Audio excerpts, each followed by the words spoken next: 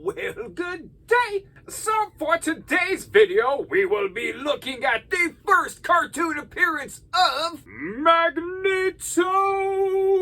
Yeah! So, alright, let's go!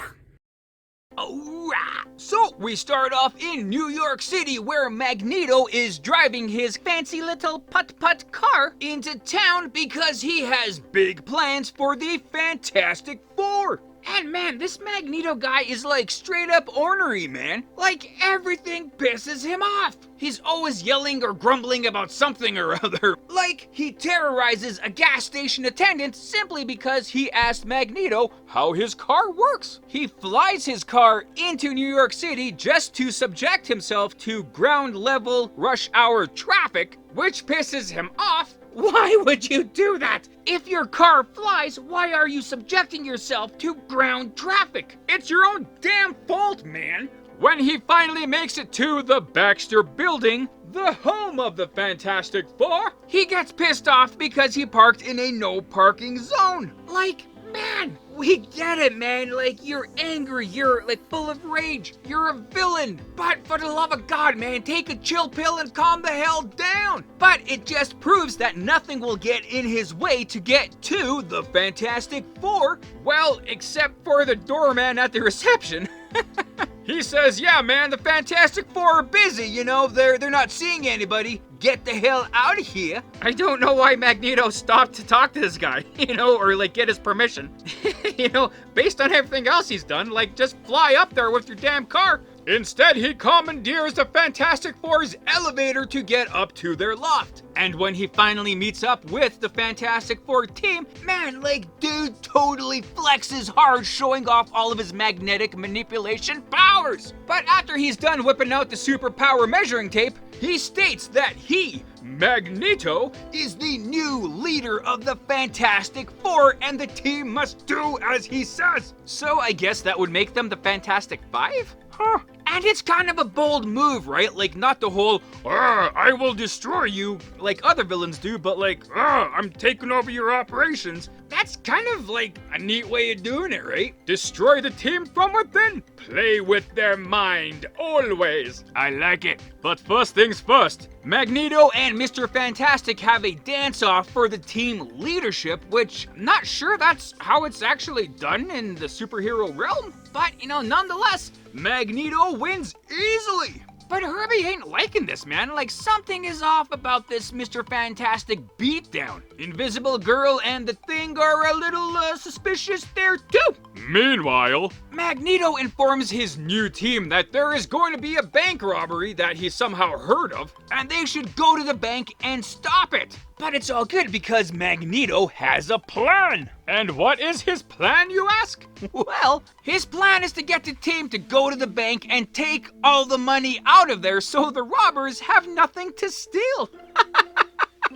What? It's so crazy, it's brilliant! 3 out of 4 of the team really don't want to do this because it sounds incredibly dumb and illegal. But Mr. Fantastic says, nay, Magneto is our leader, we should do what he says. So the team does exactly that. They rob the bank. They put all the money in Magneto's fancy flying car and he takes off. Gone. So Invisible Girl and the Thing are completely pissed off at Mr. Fantastic. He's like, man, we just, helped the guy rob a bank. Why would you say we should do that? But he has a plan of his own. He had Herbie record the whole thing on his proboscope. So now that they have evidence of themselves robbing a bank with Magneto, now it is time to get Magneto. So they fly their metal Fantastic car to Magneto, which he destroys, pretty quickly. How would you think that would have helped them? Alright, but at least Invisible Girl makes Magneto's car and money invisible so he can't take any of that. Which I don't understand why Magneto allowed her to do that. Like, he could have tried to stop her, but the guy is pretty weird, right? Suddenly, it's Mr. Fantastic versus Magneto,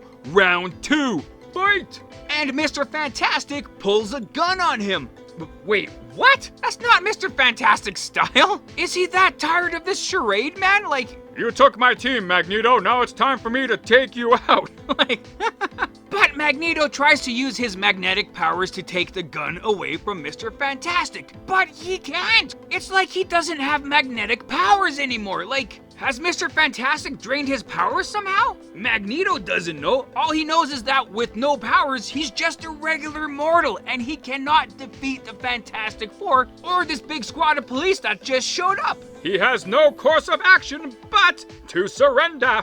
As he's arrested and being taken away, he has to ask Mr. Fantastic, How did you take my powers away? How did you defeat me? and Mr. Fantastic, like an idiot, tells him exactly what he did. Why, you see, the answer is simple. This gun here is not a real metal gun. It's a fake wooden gun. You can't control wood. So I made you believe you lost your powers while you've had them the whole time, and in fact, you still have them all right now. Why the hell would you tell him this? Oh my god! He's a super powerful being and he knows he still has his powers. He could destroy all of you. But luckily enough, for some insane reason, Magneto allows himself to stay handcuffed and be arrested. Like, basically out of sheer humiliation. But, like, you could get your revenge right now, man. You know, just saying. But no. So, luckily for the Fantastic Four and everybody, you know, in the New York City area, the day is saved! Magneto allows himself to go to jail, presumably in a cell that has metal bars and stuff, which, we can all see where this is gonna go, but you know, for the meantime, the day is saved. And with that is the end of this fantastic tale. Man, that was like one of the most unintentionally comedic episodes I've ever seen. Like, Magneto was pretty ridiculous in this one. And at some parts you might think, like, holy crap, did a kid write this? Nope, it was written by the legend Stan Lee. Which is kind of odd, man, because he's been writing, like, amazing stories into comic books for decades. And those comics were written for a younger audience, right? Much like this episode, So you'd think there would be the same level of writing. it seems odd, but I guess in some ways there is? I'm gonna have to assume Reed Richards probably realized that Magneto is too powerful to stop. Like, I'm assuming the only reason that Reed Richards, you know, chose to lose to Magneto was so he can catch Magneto do an illegal act. You know, like rob a bank. But at the same time, he totally helped Magneto rob the bank, like, willingly. I'm no legal expert, but I'm pretty sure the Fantastic Four would be in, like, some kind of trouble with that, right? You can't just help rob a bank and say, it's okay, Judge, we're superheroes. You know? Like, correct me if I'm wrong, maybe they'll get community service or something. The ending of this episode is like a real head scratcher, man. So Magneto gave up completely because of a fake metal gun. There's quite a lot to unpack with that, right? Firstly, right, like Magneto being the master of magnetism with magnetic powers, well, he can constantly feel magnetic forces around him, right? And he can feel magnetic properties in like so many things around him. So if he can't feel this magnetic gun, but you know, he can feel the magnetic forces around him, something might be off somewhere. Wouldn't he test his powers on something else? It's like, I can't work this gun, but that car over there, oh yeah, I can sure lift that pretty good. And why, man? Why would Mr. Fantastic tell Magneto that he still has his powers? If I was Magneto and I was duped, man, I'm going into blind rage, man. Reed Richards is supposed to be the smartest person in the room. Why are you telling the villain he still has his powers, man? Holy crap. One thing in this episode that really fills my heart with joy is the amount of flexing that Magneto does, man. I'm Magneto, I'm so great, I have all these powers. You know? Just constantly pumping himself up to people around him. You might think it's kind of weird that He does that, but man, like if you read comics from like, you know, even at the beginning of the Silver Age of comics, like in the 1960s, that's how villains talked in the comics, right? You know, like Magneto's kind of like Stewart from Mad TV. Look what I can do. You know? Also, Magneto having a car. A fantastic Magneto-mobile for sure, man, but like, dude doesn't even need it. He can like pretty much coast on magnetic fields, man. Like, he basically flies through the air. Well, not basically, I guess factually. And if you're gonna make yourself a metal car like that, like, man, make it with some style, man. Get like a Lamborghini body on there or something like that, right? But all in all, you know, the episode is what it is. Like I say, it is pretty funny, like unintentionally, but it's still, in that regard, pretty good. So yes indeed, Magneto, the master of magnetism. So Magneto made his first appearance in what was originally called the X-Men #1 in 1963. That title eventually changed its name to the Uncanny X-Men. Did he debut in X-Men #1 or in Uncanny X-Men #1? Depends who you ask. So for a lot of his earlier stories, we didn't really know a lot about Magneto's background, right? Like even his name.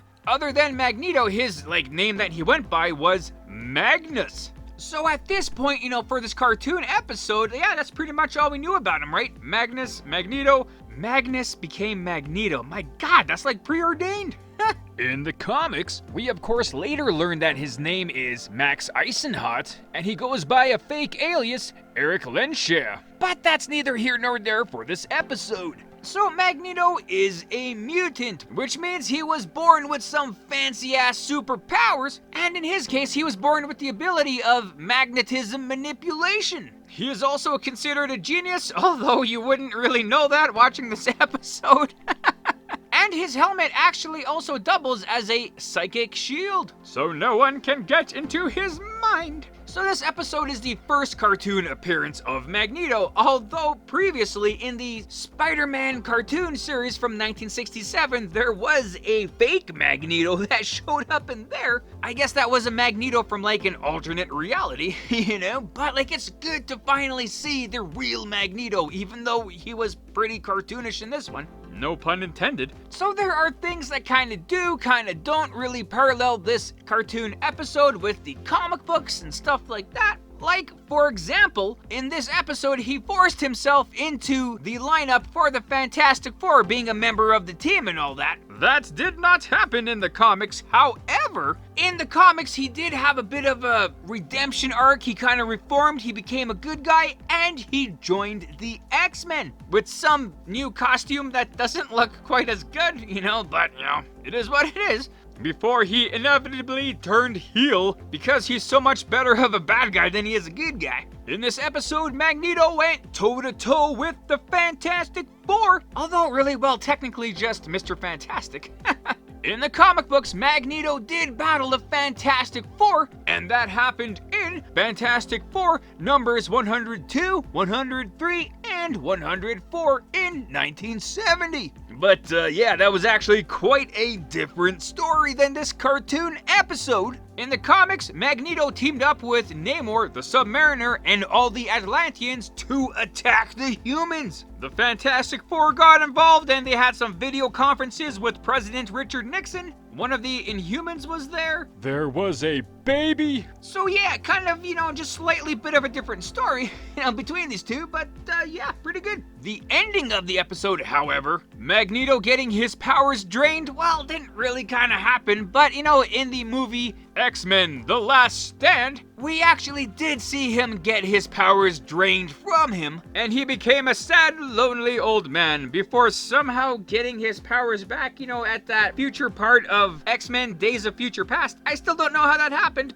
but Magneto losing his powers is incredibly rare. So with that, the ending of this episode with Magneto getting his powers drained, well, that didn't happen in the comic books, but those events did happen in a comic book. That would have been in Incredible Hulk #6, which Hulk used that same trick on Metal Master, making Metal Master believe that he lost his powers. You know, Bruce Banner's a pretty smart guy, man, so if he could figure out how to do that, you know, Reed Richards could pretty much do that as well. But yes, indeed, that's pretty much all the main kind of things from this episode that pertains to Magneto and the comic books and all that kind of stuff. So we shall leave it all there. And yeah, man, I guess with this, that, those, and the other things, I guess, That's that. Also, if you guys are interested, I created my own superhero show and I have the first episode out already. The Adventures of the Density. So if you guys would like to check it out, I'll have a link above here and a link at the end of the video for you to peruse there. Yeah, right on, and there you go. So thanks for watching the video. I hope you liked it as much as I did making it. Also, feel free to check out the source material that I featured in this video. And if you want to leave a comment on anything you may have liked or things I might have missed in this, feel free to do so. Or anything else, just to say hi. That's cool too. And other than that, have a great day. Thanks.